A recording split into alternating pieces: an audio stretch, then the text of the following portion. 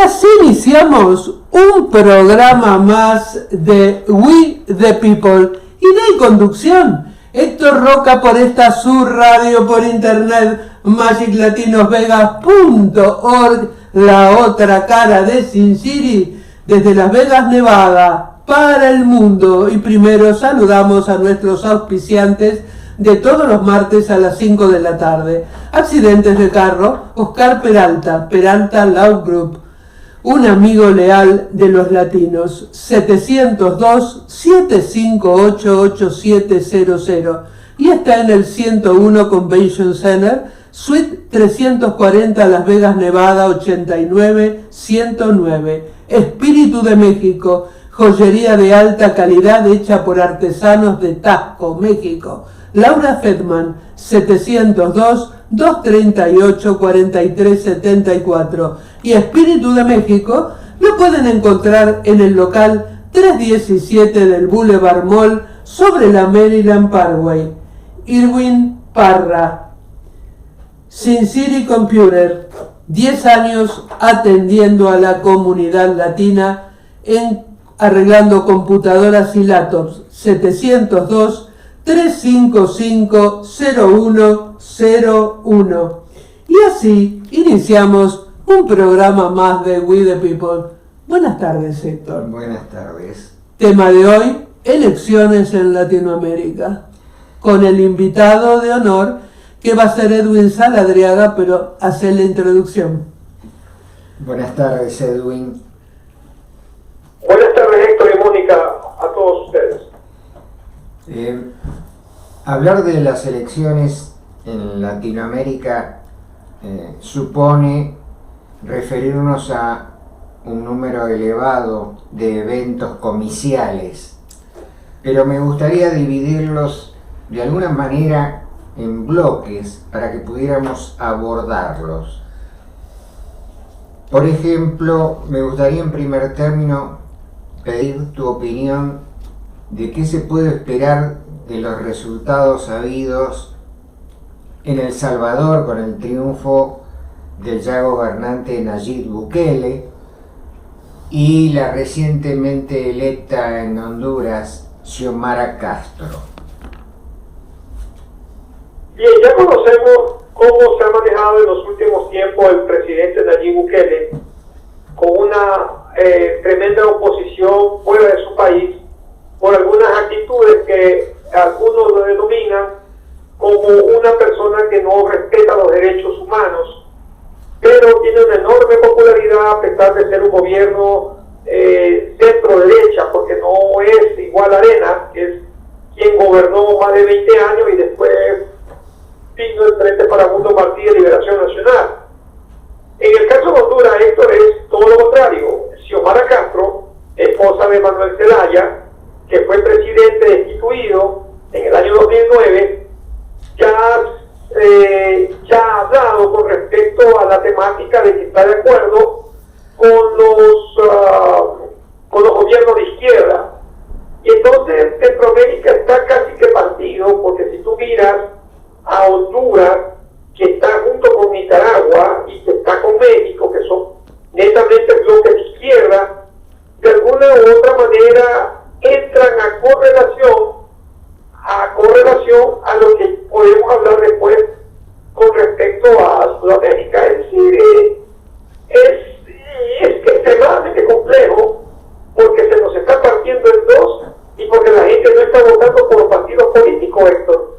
En los últimos tiempos la gente está votando por personas y por unos grupos que vienen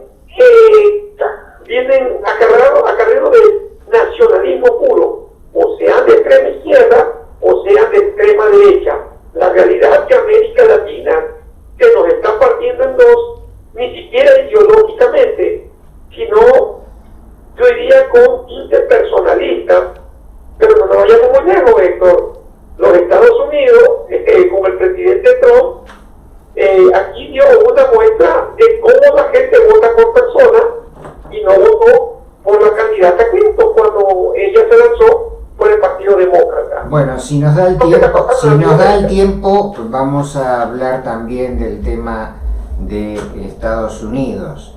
pero quisiera centrarnos en el tema que nos atañe particularmente, que es todo el referido a la región hispanoamericana, donde es cierto lo que comentaste de cómo las oposiciones entre extremas derechas y extremas izquierdas, entre comillas, podrían denotar una ambigüedad en la definición del votante, que me parece que no es tal, que en realidad lo que está reflejando es la decepción del votante hacia los gobiernos de centro, porque aparentemente no le han respondido al votante en las cosas que solicitaba con su voto. Pero me gustaría que continuáramos con los temas estrictamente relacionados con cada uno de los países. Y eso tú tienes la razón. O sea, el grave problema de Latinoamérica es que en nuestros países ha habido una enorme inestabilidad política, que la gente está desencantado. Si comentamos que hablamos de la región solamente de Centroamérica, llevémoslo a Sudamérica, no hay ningún problema. Mira, en Sudamérica tenemos dos elecciones para el futuro. Ya no vamos a hablar de la de ahora, pero tenemos dos elecciones en el 2022 que van a ser interesantes. La elección de Colombia, en donde las encuestas dicen que Gustavo Petro probablemente gane, y Gustavo Petro de izquierda, y en Brasil, en donde se va a lanzar el presidente Bolsonaro, pero en donde Lula tiene todas las oportunidades de ganar. Y es decir, si tú miras la correlación de América Latina, de América del Sur, vamos por América del Sur, si usted mira, Perú, está Pedro Castillo, aunque les tengo una noticia, ahorita la situación de Pedro Castillo es grave. Es muy grave porque... Es muy grave porque hay 52 votos que le van a tratar de buscar para sacarlo del poder. Pero la correlación, Pedro Castillo en Perú, en estos momentos, aunque Argentina tuvo elecciones, es como quien dice, en este momento puede inclinarse de aquí a 2 años, dependiendo de qué es lo que puede producir Juntos por el Cambio, porque la situación del Congreso de Argentina es que solamente los oficialistas tienen 2 escaños más que el Frente Juntos de Cambio. Entonces, el Frente de Todos y el actual presidente del Congreso, el señor Sergio Massa, que hoy lo eligieron, va a tener que el presidente Fernández hacer unos acuerdos, principalmente para tratar de buscar la manera de cómo hablar con el Fondo Monetario Internacional. Pero la realidad, Héctor, es que tú tienes la razón. La gente está desencantada de los gobiernos moderados, porque los gobiernos moderados y porque Latinoamérica, aparte de que no han resuelto absolutamente nada, hay un enorme vacío de una reforma política clara. Y lo segundo, desgraciadamente, la corrupción y la negligencia y la impunidad está jugando en contra a todos los que vienen de que le hablan de un nacionalismo puro de derecha o de izquierda. En Chile es el país en donde es más complicada la situación. No nos adelantemos, me gustaría, por justamente la naturaleza de dificultad que ofrece el panorama chileno, dejarlo como plato principal para el final de nuestra conversación. Me gustaría que andaras en el tema de Perú. ¿Cómo puede jugar la oposición representada por Fujimori en un país que tiene una preponderancia en lo legislativa que puede derrumbar el gobierno de Castillo, más allá de los errores que éste parece haber venido cometiendo desde la asunción del poder? Pero tiene una tradición legislatura, Héctor. Todos los expresidentes, últimamente, perdón, dime, Héctor, dime. ¿Cómo? ¿Aló? Sí, te escucho. Perú tiene una tradición de la legislatura, de que muchos presidentes por ella han sido enjuiciados. Acuérdate que Perú viene Exactamente.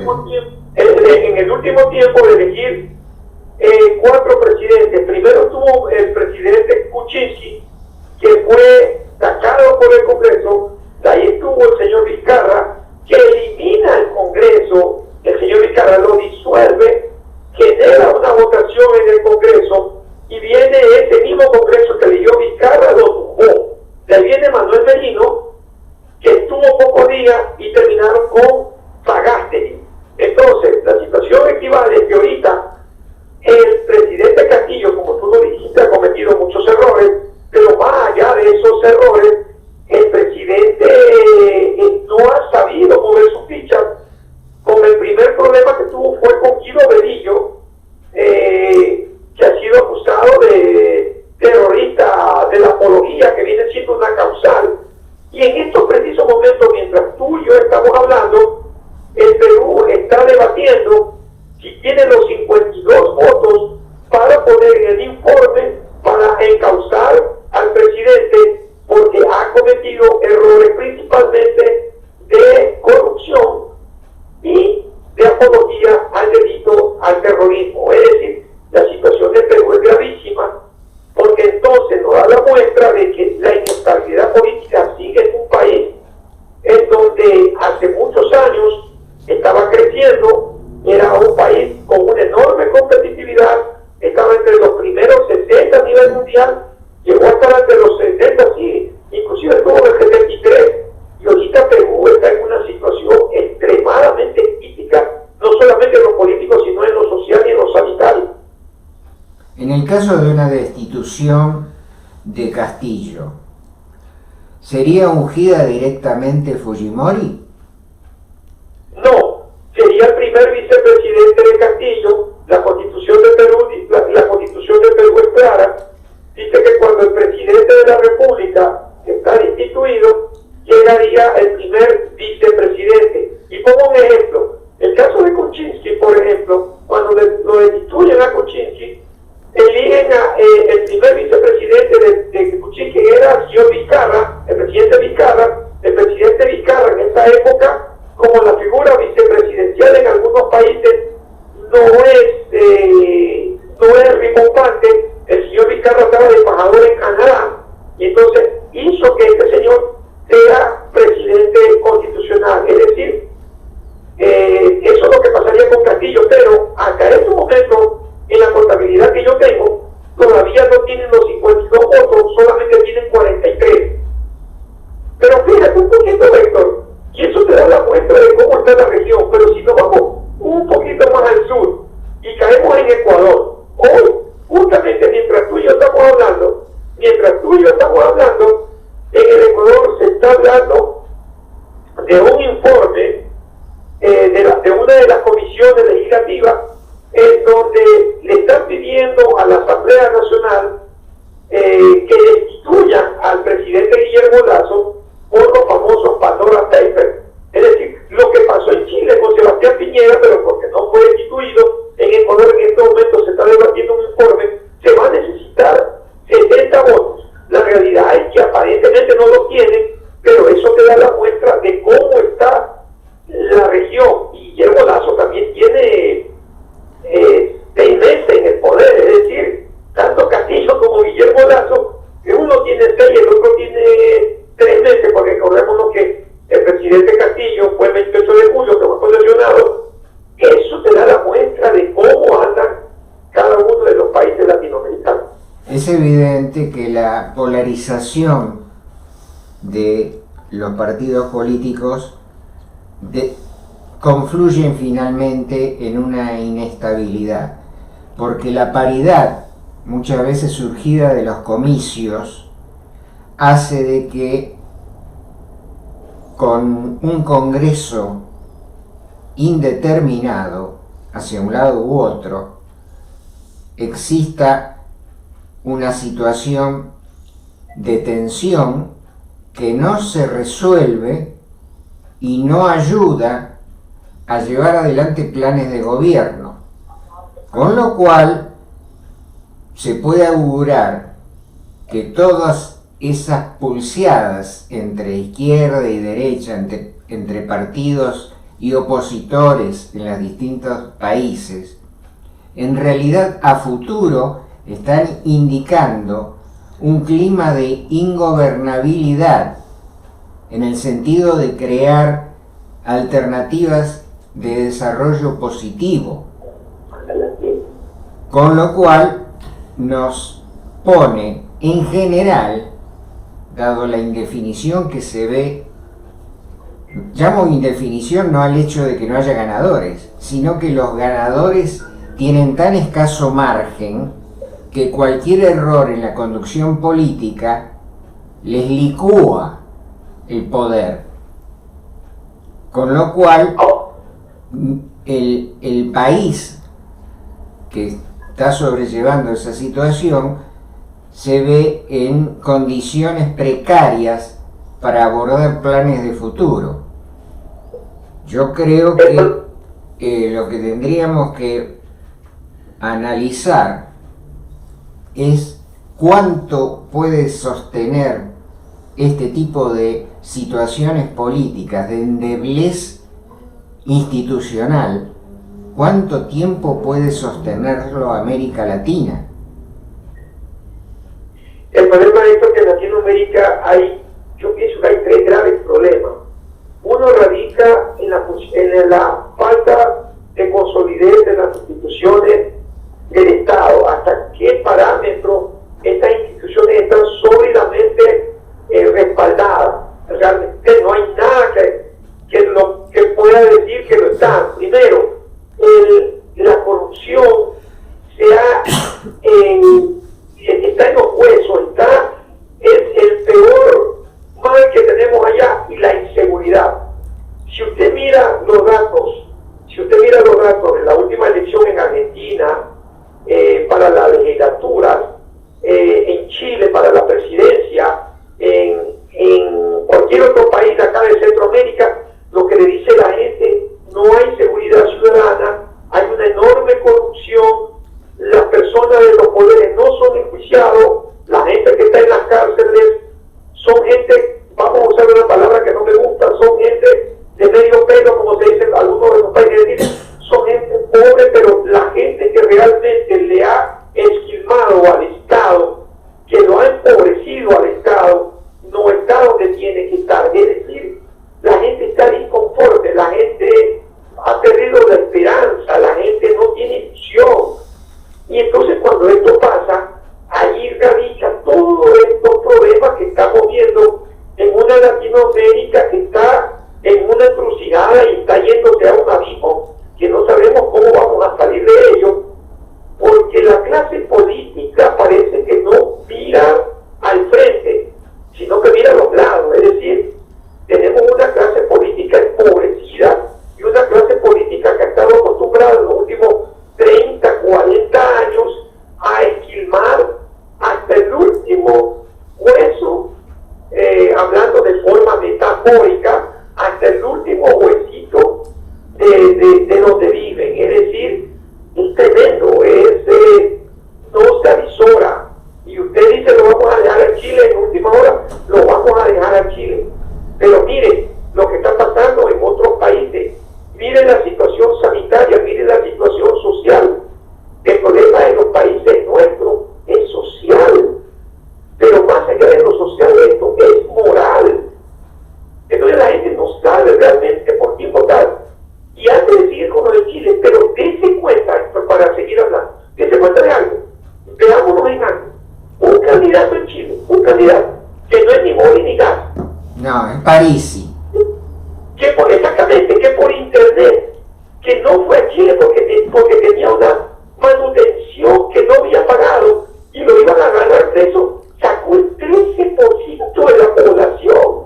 Es decir, ahí le da a usted cómo la gente está realmente decepcionada de la clase política y vota por cualquier hijo de vecino que se presente, y a ese hijo de vecino nosotros le tenemos que decir outsider, ¿no? No nos queda de otra, amigo.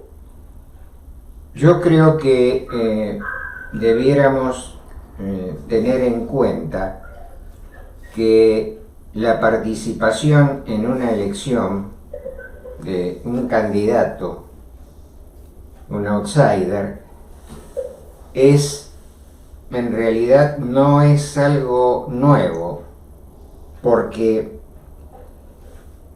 muchos analistas están considerando que se abre una nueva etapa en la comunicación de los candidatos con su plataforma electoral, a través de lo que ha sucedido con París en Internet, ya que nos adelantamos de este tema chileno. Pero la realidad es que la tecnología de las comunicaciones existió siempre y benefició a aquellos que supieron utilizarla en su favor. Cabe recordar, por ejemplo, que el general Eisenhower tuvo dos elementos a su favor para obtener el voto popular en las elecciones que lo llevaron a la presidencia. Primero, y sin menoscabar el otro, el hecho de que era un héroe de la Segunda Guerra Mundial que podía ceñirse la corona de laureles de la victoria, pero tuvo de enorme ayuda de que evitó las cansadoras campañas de presentarse en cada uno de los estados, y lo hizo por medio de la televisión con una entrevista en la cual se lo veía rodeado de su familia.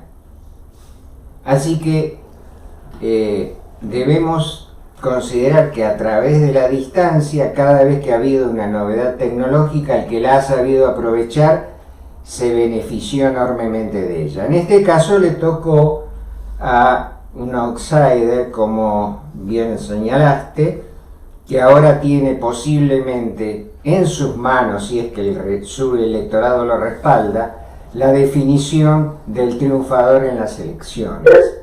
El problema, Héctor, el problema es que anteriormente se discutían ideales, se discutían programas de gobierno, se discutían tesis programáticas.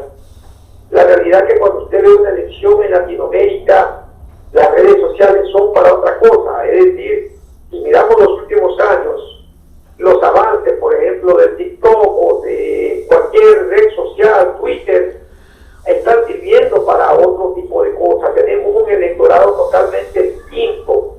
Tenemos una juventud que cada día, en vez de interesarse en política, no lo hace. Es decir, por la misma decepción. Y Latinoamérica está cayendo en ese plano. Esperemos en los próximos años que haya personas que quieran interesarse, que haya gente joven que se involucre un poco más. Son conocedores de los medios tecnológicos. La estructura del marketing ya no es igual hace 20 o 30 años atrás. Todo ha cambiado desgraciadamente, otra vez lo reitero. Es decir, ya la gente está tan decepcionada que no se quiere inmiscuir, aunque hay buenos elementos que de pronto puedan salir, y ojalá que salgan, pero ahorita otra vez, como iniciamos el programa y decíamos, la gente ya no está votando por esos ideales, por esas tesis, por esos programas, está votando por personas, está votando por... Yo siempre le digo, los políticos adelantan, la Navidad existe el 24 de diciembre y existe en las elecciones, porque es difícil, prometen mucho, aunque saben que no van a poder cumplir la mayoría de cosas. Más allá de eso, podríamos considerar, si por ejemplo enfocáramos la atención en las elecciones en la República Argentina y en toda la actividad política de la República Argentina, podemos notar que tanto el oficialismo como la oposición están dándole la espalda a las necesidades de la población. Están inmersos en una pulseada entre ambos sectores, pero sin preocuparse por lo que realmente debieran, que es las graves condiciones por las que atraviesa la República Argentina. 50% de pobreza no es un número pequeño, es el grado de indigencia que ha alcanzado el país, asciende por lo menos a 4 millones de habitantes, que dado el número total de la población es muy significativo. Pero además, buena parte de la indigencia está fincada precisamente en los jóvenes. Eso es destruir el futuro del país. Y curiosamente, hace pocas horas se produjo la juramentación de los diputados electos en estas elecciones de medio tiempo. Ninguno de los que juramentaron, ninguno habló o mostró preocupación por la situación que atraviesan los desposeídos. Todos hablaron en términos ideológicos de que hay que rechazar el Fondo Monetario Internacional, o, por el otro lado, de que es necesario enfrentar con ajustes la debacle económica. Y nadie se está acordando de lo difícil que la pandemia puso al país, con un manejo bastante desacertado de la política sanitaria por parte del gobierno, y además por las luchas de poder dentro del seno de la oposición y también dentro del seno del gobierno. Por supuesto, hay una enorme situación en Argentina, es grave, porque todavía no se sabe cuál va a ser la posición. Por ejemplo, pongámonos en este plano, ya que usted habla del Fondo Monetario, todo el mundo está diciendo, bueno, ¿cuál va a ser la posición? ¿La que prima de Alberto Fernández o la que va a primar de Cristina Kirchner? Pero como usted dice, es decir, no se habla lo que la gente necesita saber, qué va a pasar con la situación de la desnutrición infantil, qué va a pasar con la situación social y grave que vive Argentina, con la pobreza extrema que está teniendo el país, a dónde van a aplicarse los recursos. Esas cosas no se habla, y por eso lo que le digo, es decir, la gente ha perdido la ilusión, la gente ha perdido, está descorazonada, hablemoslo así, y por eso es que de alguna u otra manera usted mira ese tipo de reflejo que en Argentina hace 2 años atrás ganó el presidente Fernández diciéndole un no a Mauricio Macri por la actitud que estaba teniendo Macri, y ahora se avisora una situación distinta en donde otra va a volver al péndulo, probablemente entre un gobierno de derecha en Argentina. Entonces Argentina no va en un rumbo adecuado, no hay una política de Estado. El problema de los países latinoamericanos es que no tienen un plan, no hay una política de Estado.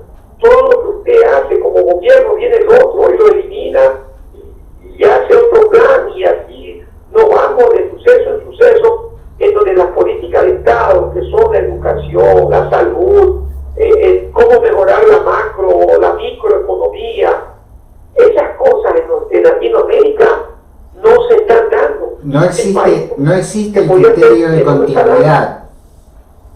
Entonces es imposible forjar un futuro sobre la base de cadenas rotas. O sea, no hay continuidad en los procesos, y los periodos gubernamentales no alcanzan para sostener un plan de largo plazo. Se necesita una coherencia entre la oposición, o sea, verdaderos pactos de la Moncloa replicados a través de toda Latinoamérica, para poder alcanzar esa continuidad necesaria que implica la posibilidad de desarrollo. Yo traje a colación el tema de Argentina porque en realidad estaba mirando hacia la parte final de nuestra entrevista, que es, como se lo había mencionado antes, la República de Chile. ¿Por qué traje a colación a la Argentina? Porque en apariencia lo que está sucediendo en Chile es algo parecido al pasado reciente de la República Argentina. Y pareciera que los chilenos se obstinan en avanzar en la misma dirección que produjo el caos en Argentina. Parece que la enorme altura que tiene la cordillera que separa ambos países les impide ver la realidad que tiene en su vecino. Y si siguen por el camino que se está en este momento elaborando en Chile, pareciera que las posibilidades a futuro son exactamente las mismas por las que está atravesando la República Argentina.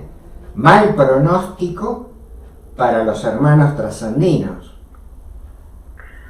El problema aquí es que en la última encuesta de Chile, me voy a basar para hacer el comentario, usted sabe que José Antonio Gas ganó con 1.75.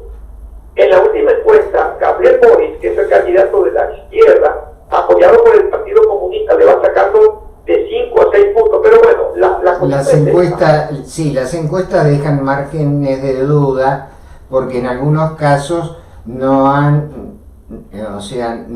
sido convalidadas por la realidad postcomicial. Y además, Héctor, las encuestas son fotografías del momento, no sabemos cómo vaya a votar el elector. A pesar de que faltan pocos días, ¿no? Claro, pero lo que yo me quería referir con esto de lo que le hablo, es que, por ejemplo, en Chile hubo enorme descontento con el gobierno de Piñera, pero Chile era un modelo, porque Chile, a pesar de que tuvo 4 periodos, desde la época de Patricio Aylwin, si usted se acordará, tuvo Patricio Aylwin, Eduardo Frei, Ricardo Lagos, Michelle Bachelet. Cuando vino el gobierno de derecha del presidente Sebastián Piñera y otra vez vino el gobierno de Michelle Bachelet, todo se había manejado como política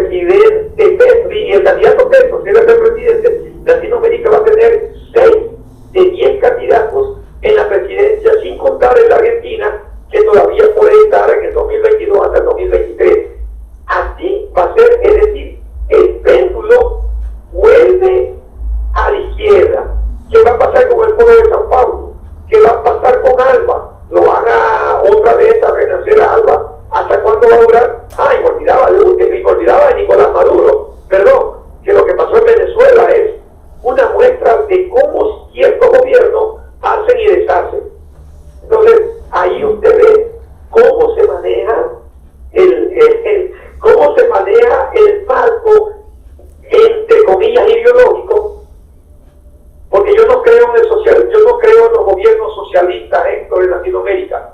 Yo creo que los gobiernos no son socialistas, son socialistas. Dependen y marchan al son de la música ideológica que usted le ponga y en el momento en que se encuentre. Yo excluí expresamente en esta consulta hacia usted, excluí expresamente a Nicaragua, a Cuba y a Venezuela, por considerar que debíamos centrar nuestra conversación en países que con sus más y con sus menos, por lo menos se atengan a ciertos perfiles democráticos que no se pueden encontrar en estos tres países que hemos mencionado. Y que ahora, merced a una búsqueda de definición por parte de Joe Biden, convocando a una reunión de países por la democracia, va a obligar a todas esas amistades, entre comillas, de estos tres países a definirse públicamente. O sea, por ejemplo, el caso de Argentina, que ha estado votando en forma permanente a favor de Venezuela, la no intromisión en los asuntos de Nicaragua y podría decirse un silencio cómplice con la cuestión cubana. Ahora van a tener que ponerse manifiestamente en una vereda u otra. No van a poder continuar países como la Argentina en una indefinición del gobierno, mientras por debajo las voces de los legisladores claman por algún tipo de definición que no es precisamente la que la población está solicitando. Yo creo que ha sido una hábil jugada del Partido Demócrata para que se pongan las cartas sobre la mesa de una vez por todas.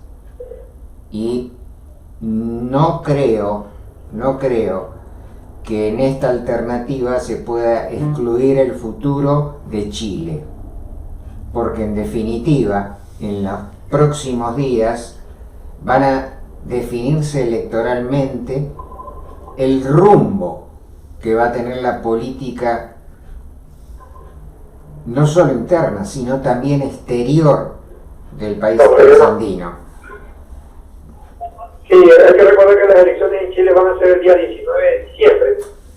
Y hay que recordar también que, otra vez, las elecciones en Chile van a dar la pauta de dos elecciones grandes que van a venir para el año que viene, que es Brasil y que es Colombia. Colombia siempre ha sido manejado desde mucha época atrás por gobiernos moderados y por gobiernos de derecha como el del presidente Álvaro Uribe. Puede ser por primera vez en su historia que vaya a ser manejado por alguien de izquierda, que fue alcalde de Bogotá y que ha sido un hombre muy cuestionado, pero que ahorita el partido de Uribe, aunque haya elegido a Oscar Iván Zuluaga sobre María Fernanda Cabal, que fueron precandidatas a la elección, tiene grandes posibilidades el partido de Petro de ganar las elecciones, y entonces sí la balanza declinaría. Ahora lo que pasa con el Partido Demócrata acá en los Estados Unidos, el Partido Demócrata también está dividido, es decir, hay una enorme división porque el Partido Demócrata inclusive se cuenta que lo que está pasando con la infraestructura social, que ya es otra cosa que deberíamos hablar después, pero es muy complejo. Solamente quiero decirle algo. Hace poco terminó la reunión entre el presidente Biden, que está muy aparte, con el presidente Putin, y se han sacado algunos comunicados con respecto a este tema. Y lo otro que le quería decir es que se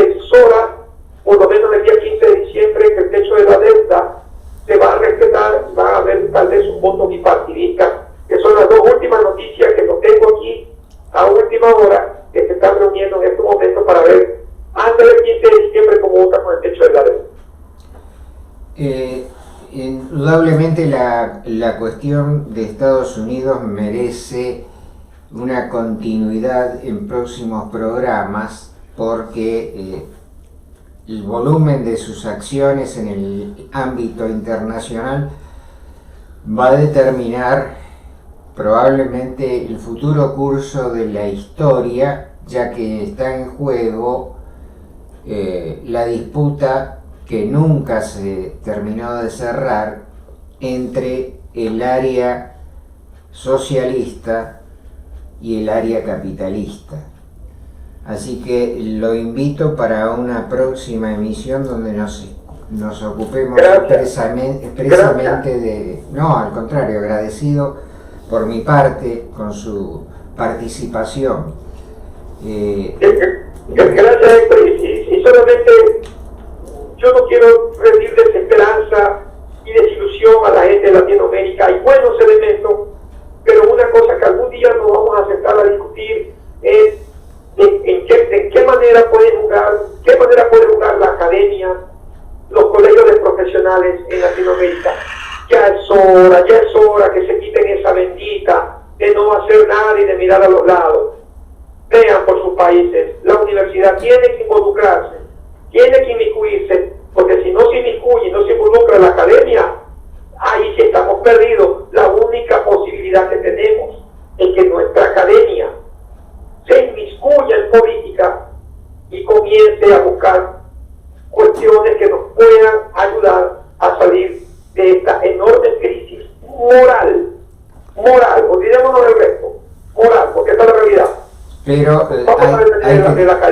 hay que tener en cuenta que los intelectuales también responden a diversas posturas ideológicas.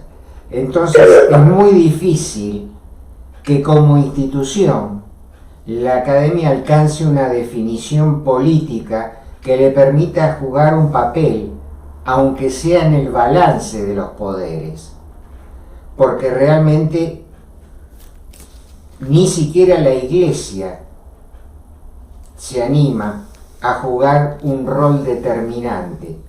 Sus apoyos, sus apoyaturas generalmente son por debajo de la superficie, con veladas recomendaciones y veladas sanciones.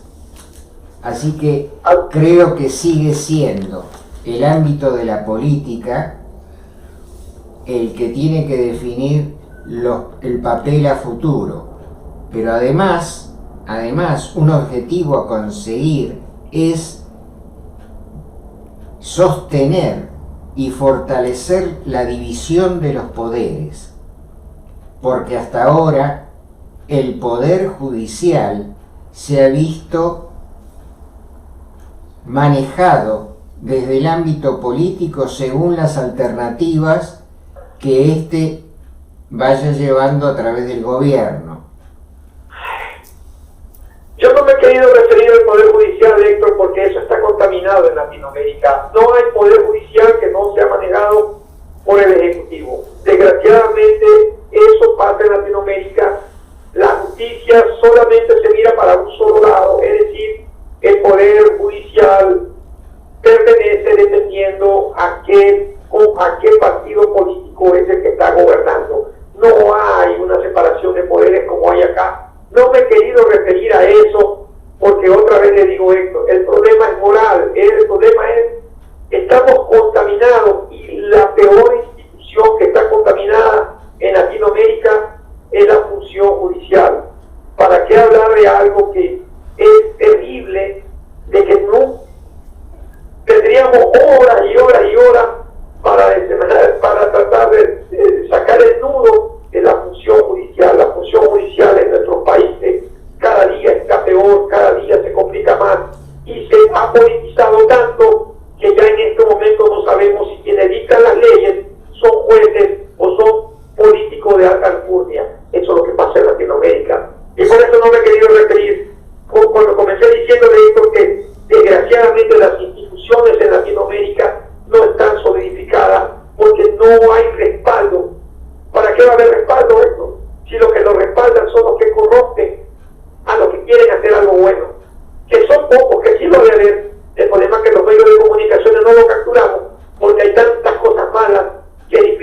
encontrar algo bueno.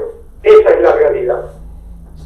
Quisiera retrotraernos a la cuestión chilena, porque es en lo inmediato lo que aparece como un factor de definición de las próximas situaciones políticas, porque usted aludió a las posibilidades de la izquierdización de futuras elecciones en América Latina, el caso de Colombia y el caso de Brasil.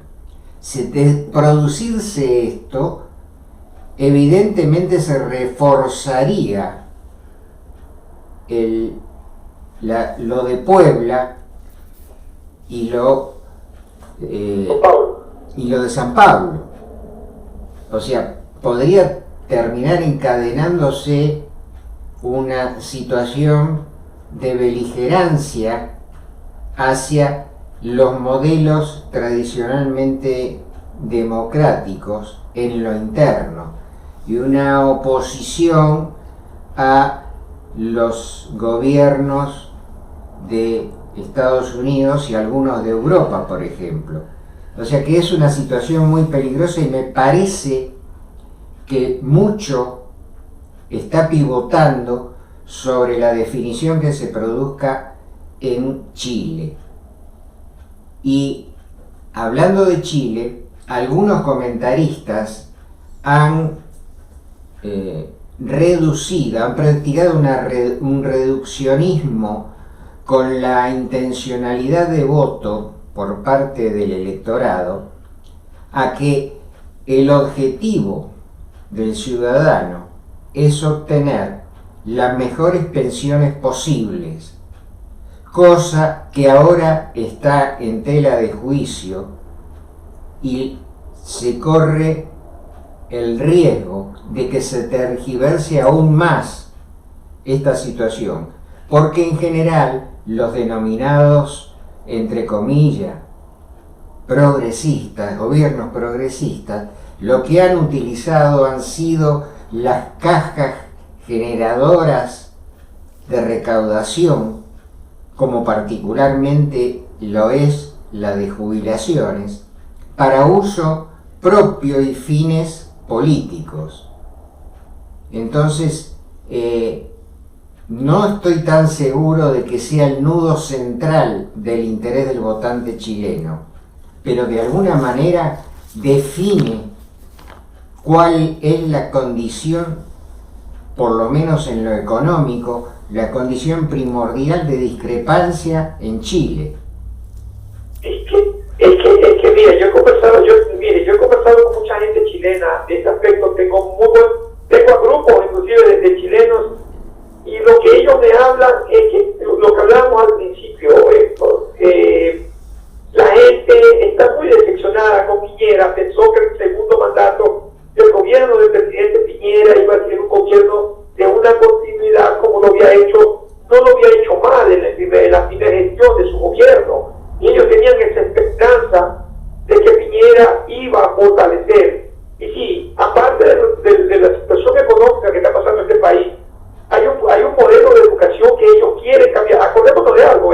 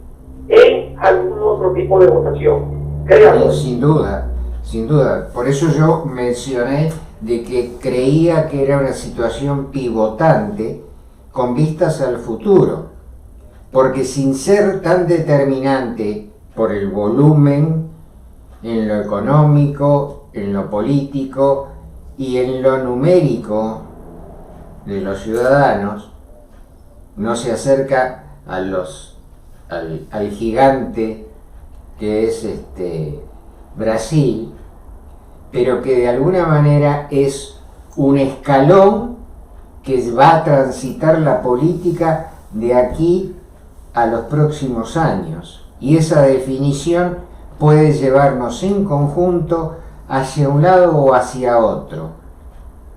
Y no podemos prever, me parece, en este momento, cuál va a ser la situación futura. Si bien toda Latinoamérica pareciera estar teniendo un tinte de inclinación hacia lo neoliberal por los resultados sabidos, no podemos dejar desdeñar, por ejemplo, el hecho de que la cercanía en los votos nos puede hacer prever futuras incursiones de la izquierda que puedan incidir en el camino futuro, ya que no hay posibilidades a la vista de concertación entre extremos tan opuestos.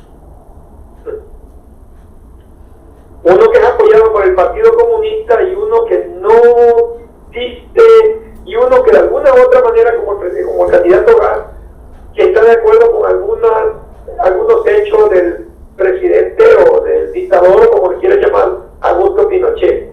Esta es la política extremista que va a tener que elegir el elector chileno. O me voy con aquel que de alguna u otra manera mejoró económicamente a Chile, aunque los derechos humanos no se respetó, o me voy con aquel personaje que fue preponderante en el año 2018 y en el año 2019 con la famosa salida de la gente para reclamar mejorías, principalmente en el área educativa. Es decir, ahí están los dos extremos, los polos enormes, en donde serán los moderados que van a tener que elegir entre uno u otro. Para eso están los moderados, no para ser candidatos a la presidencia ni para ganar la presidencia.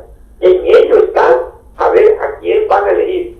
¿Qué papel para más complicado tienen aquellos que siempre estaban por lo menos peleando una candidatura? Ahorita son árbitros y ellos van a tener que decir a dónde tiene que ir Chile. Sí, por eso precisamente les están sugiriendo desde las propuestas una verdadera zanahoria para que avancen en determinado sentido, hablándole de la justicia en la distribución de la riqueza. Y eso es algo que me da la impresión de que está calando hondo en la sociedad chilena. Son temas candentes, son temas que vamos a tratar de dilucidar el día 19.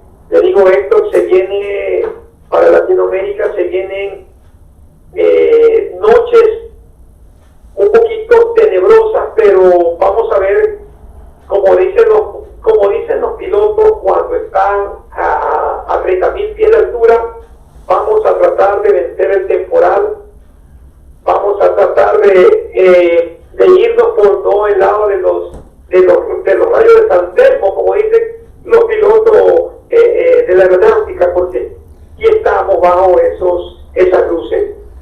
Ellos tendrán que decidir, yo le digo, son extremos tremendamente opuestos.